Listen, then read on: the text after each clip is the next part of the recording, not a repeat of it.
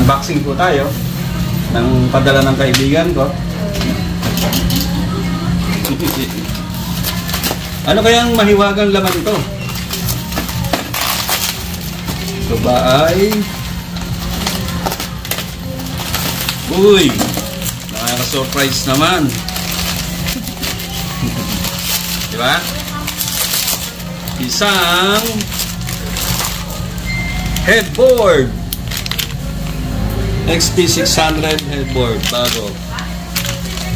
Isa pa. Meron pa lamang isa. Kasi dapat tatlo ito eh. Okay. Meron naman. Ano naman bago. Mainboard XP600. Yahoo! Tapos sumasabay ng ingay sa akin yung mga nandito. Okay. Yan. Another XP600 carriage board. Yan na. Tama yan. Ngayon itong isang inaasahan ko ay matagatan natin. Kasi nagmamadali eh. Required ba talaga nagmadali pag nagagawa?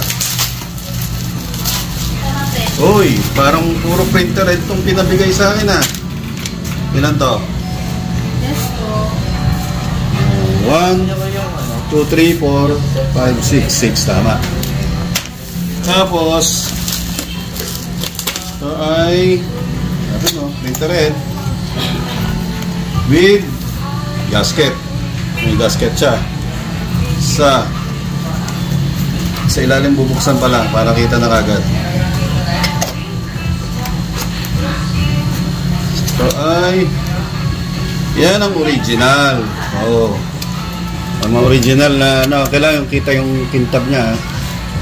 Malalaman mo original pag gold plated siya. Yan, gold plated yung ilalim ng printer head. Tingnan mo sa video mo. Yan. Malinis sa malinis sa inyong liwanag, gold plated talaga. Yan, original yan.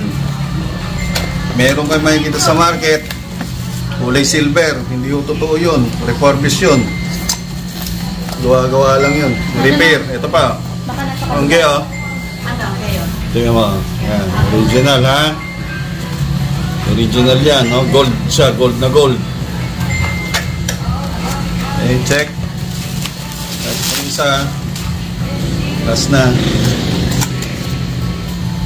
Huwag nyo didikitan yung plate sa ilalim at papaling ang print. Yan tama, gold na gold. Yan ang original. Okay, salamat at ayos.